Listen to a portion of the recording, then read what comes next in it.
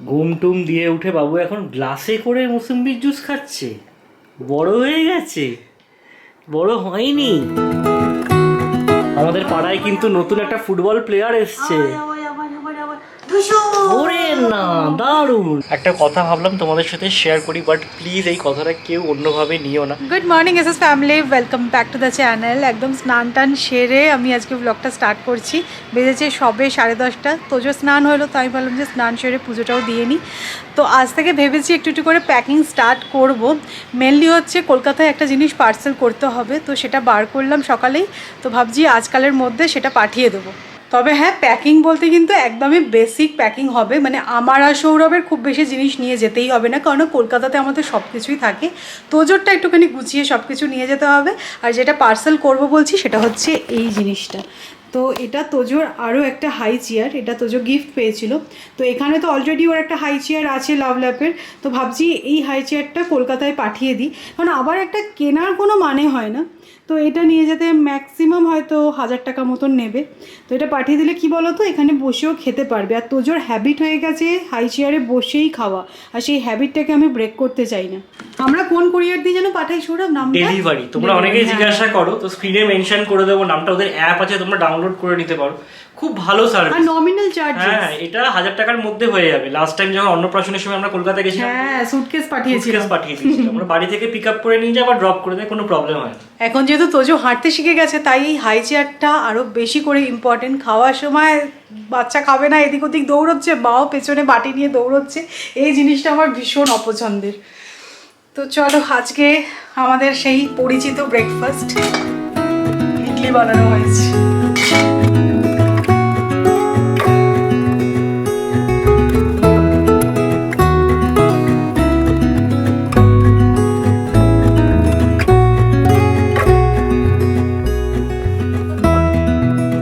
এই গাছটা যে আমি কেটে দিয়েছিলাম, খুব ভালো ডিসিশন ছিল। এই দেখো ফুল ফুটছে, আবার কুড়িও হয়েছে অনেক।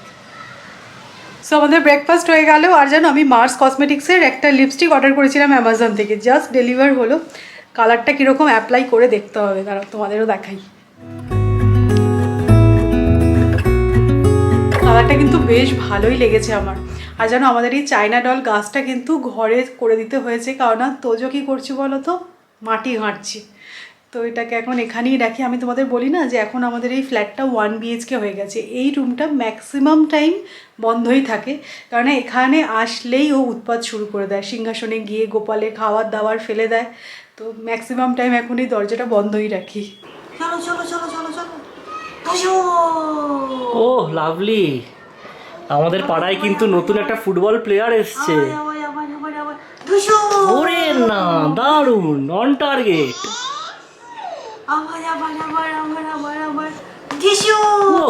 অপূর্ব, এই কি স্ট্রাইকার পজিশনে খেলানোই যাবে। হ্যাঁ, নিজে নিজে পা তুলছে, যা। ও ফাটাফাটি, ওরে না, পুরো ফাটাফাটি ফুটবল তো। আবার করো, তুমি করো, তুমি করো, তুমি করো। না, যা, মিস হয়ে গেছে। ঠিক আছে, কই নেই, চলো next next next try try try. দাঁড়াও, আগে আসতে তো, তারপরে তো পা তুলবো না। যা, পা পরে উঠছে, আগে উঠে যাচ্ছে। আচ্ছা, এরকম বলটা আসলে এরকম করবো। ওরে বাবা, দারুণ। কোচটাও কিন্তু ভালো পেয়েছে, তাই না? পেছনে মা বসে আছে, ইনস্ট্রাক্টর। খুব মজা পায় এরকম ভাবে ফুটবল খেলতে।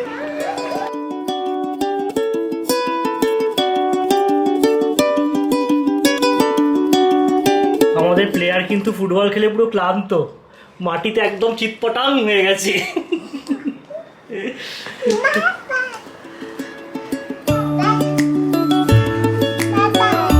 কি বলছিস?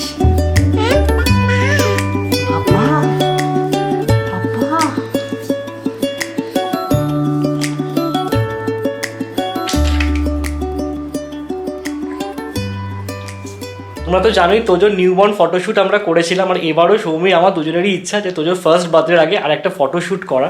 অ্যাকচুয়ালি কী বলতো, মেমোরিগুলোকে প্রিজার্ভ করে রাখা আর কি, যাতে ওরও ভালো লাগে, পরবর্তীকালে আমরাও রিকালেক্ট করতে পারি মেমোরিগুলো সমস্ত।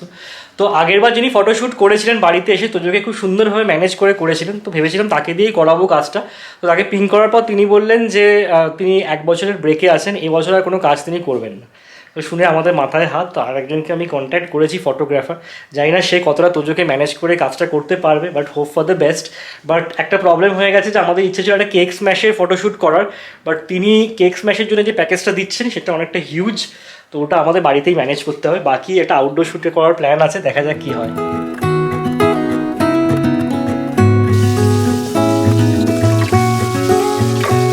একদম অল্প কোয়ান্টিটিতে ফ্রিজে চিকেন ছিল, মানে দুবেলা হওয়ার কোনো চান্সই নেই, তাই ভালো একটু অন্যরকম কিছু চিকেনের প্রিপারেশন বানানো যাক। তো আজ সকালেই বানাচ্ছি যেহেতু, ভাবলাম যে তাহলে সর্ষে চিকেন বানানো যাক, কারণ সর্ষে চিকেনটা খেতে ভালো লাগবে ভাত দিয়ে। তো পেঁয়াজটা বেটে নিয়েছি, আগে পেঁয়াজটা ফ্রাই হয়ে যাক, তারপরে তোমাদের সাথে রেসিপিটাও শেয়ার করবো।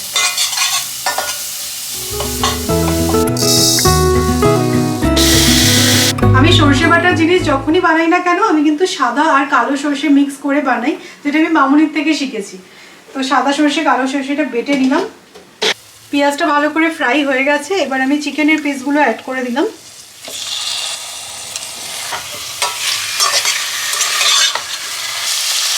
চিকেনটা একটু নাড়াচাড়া করে নিয়েছি, কালারটাও চেঞ্জ হয়ে গেছে। এবার ড্রাই স্পাইসেস বলতে হলুদ গুঁড়ো আর লঙ্কা গুঁড়ো অ্যাড করব,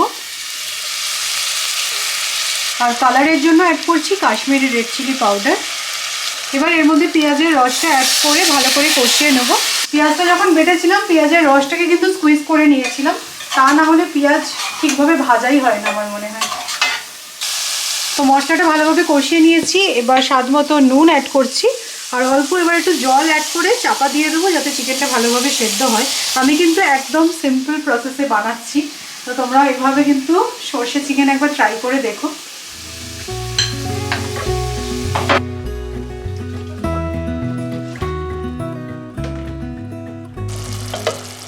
চিকেনটা কিন্তু সেদ্ধ হয়ে গেছে, এবার এর মধ্যে আমি সর্ষে বাটাটা অ্যাড করে দেবো। আর আমি যখনই সর্ষে বাটা ইউজ করি না কেন, আমি কিন্তু খোসাটা দিই না, বলে নাকি খোসা থেকে অ্যাসিড হতে পারে। তো ওপর থেকে জাস্ট সর্ষে বাটাটা অ্যাড করে দিলাম।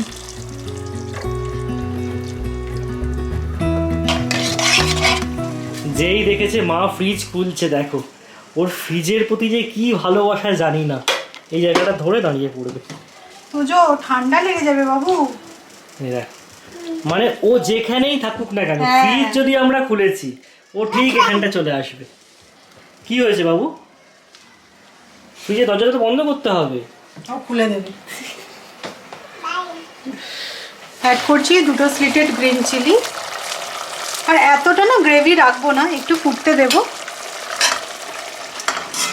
তোমরা নিশ্চয়ই নোটিস করেছো আমি কিন্তু এর মধ্যে জিঞ্জার গার্লিক পেস্টও অ্যাড করিনি, আর কোনো রকম বেশি মশলাও ইউজ করিনি। আমার মনে হচ্ছে কোথাও গিয়ে হয়তো সর্ষের ফ্লেভারটা চেপে যাবে। তো একদম সিম্পল প্রসেসে যেরকমভাবে আমরা মাছের ঝাল বানাই সেরকমভাবেই বানিয়েছি। আর দেখো সর্ষে বাটাটা অ্যাড করার পরে কিন্তু গ্রেভিটা একটু থিকও হয়ে গেছে। এবার লাস্টলি অ্যাড করে দেবো একটু কাঁচা সর্ষের তেল।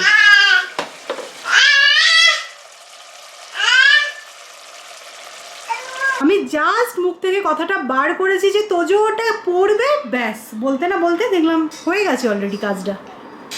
আমি সত্যি তোজো আর পেরে উঠছি না।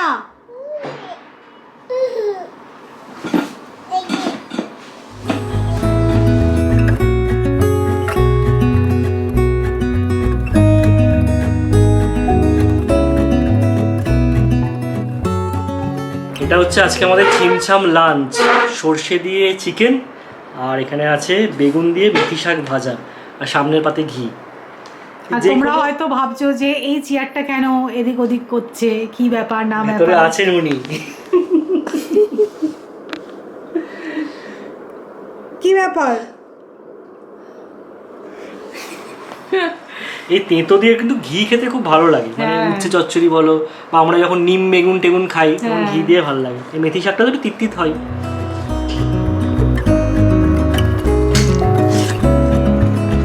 আমি আমি সর্ষে বাটা খেতে খুব ভালোবাসি। জেনারেলি ঘটি বাড়িতে দেখবে সর্ষে বাটাটা একটু বেশি হয়। হ্যাঁ, আর মামুনি স্পেশালি সর্ষে বাটার কারিটা ভালো বানায়ও আর হয়। মাছের ঝাল তো মানে প্রায় রোজই হয়। মাছের ঝাল হওয়া মানেই হচ্ছে সর্ষে বাটা। আর এই চিকেনটা জাস্ট ফাটাফাটি হয়েছে, মানে ভাত দিয়ে খাওয়ার জন্য একদম আইডিয়াল। আমি না দেখতে পাচ্ছি এইখান থেকে যে কি কাণ্ডটা ঘটাচ্ছে, দেখো হাত পাওয়ার জন্য ওটার উপর দাঁড়াচ্ছে, দেখেছো? বুদ্ধি দেখো। বেরিয়ে এসো।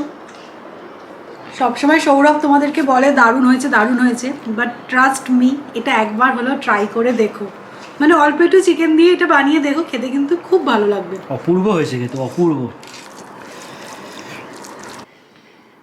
ঘুম টুম দিয়ে উঠে বাবু এখন গ্লাসে করে মুসুম্বির জুস খাচ্ছে।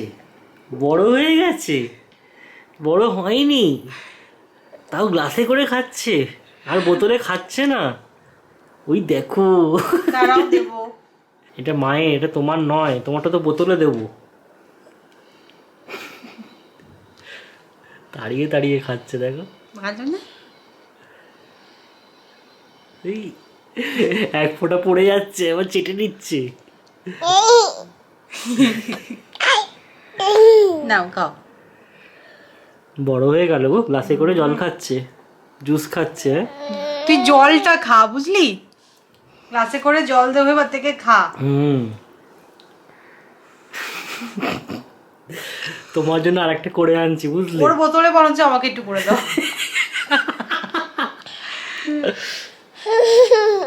তুই কি বুঝলি, হাসছিস?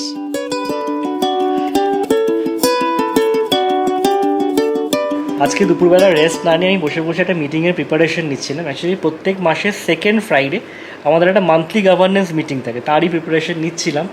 বাট সন্ধ্যে 6:03 মেল এলো যে আজকের মিটিং ক্যান্সেল।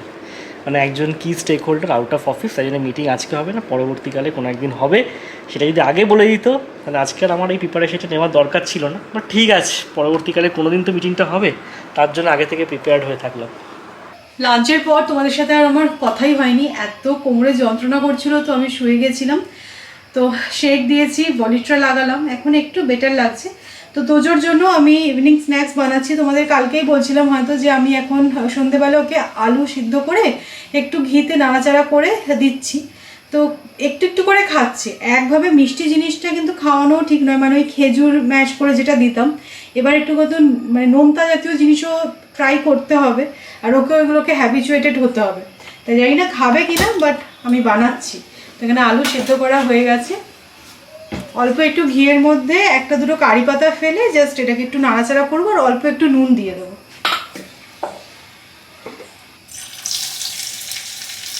তোজো, তোমার জন্য মা এটা কি বানাচ্ছে?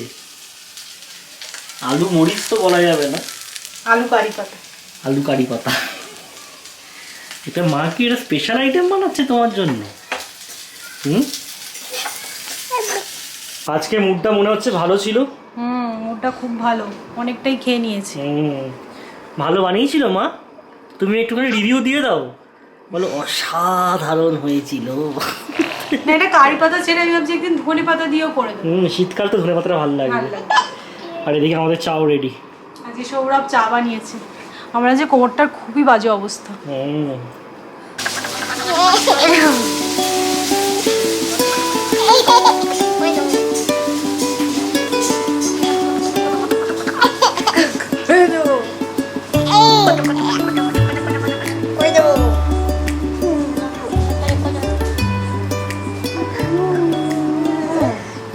একটা কথা ভাবলাম তোমাদের সাথে শেয়ার করি, বাট প্লিজ এই কথাটা কেউ অন্যভাবে নিও না, কারণ আমি জানি যে তোমরা আমাদেরকে ভালোবাসো বলেই হয়তো কাজটা করো, আর তোমাদের ভালোবাসা পেয়েছি বলেই আজকে আমরা এই জায়গায় রয়েছি।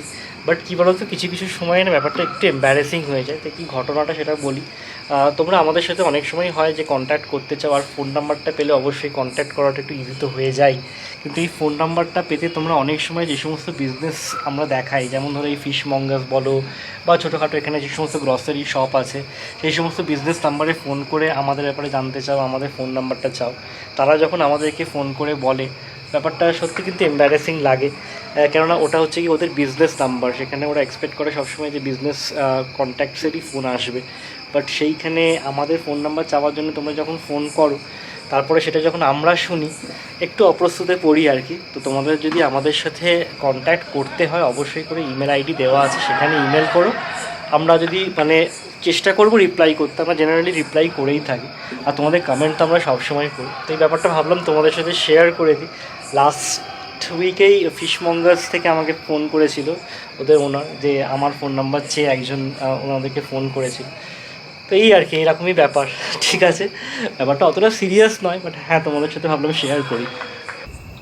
বেজেছে 8টা, সৌমি ডিনারের প্রিপারেশন করছে, আর আমি তোজোকে নিয়ে আসলাম একটু নিচে পার্কে, পুরো ফুল প্রোটেকশনের সাথে, মাংকি টুপি, মোজা, ফুল স্লিভ জামা, একটু ঠান্ডা ঠান্ডা ভাব আছে, আর হিম তো পড়ছেই, সৌমি বলে দিয়েছে আগের ব্লগেই তোমাদেরকে। কি বলছিস, টকবক টকবক করছিস? নাপতে হবে না তোমায়, চলে আসো চলে আসো।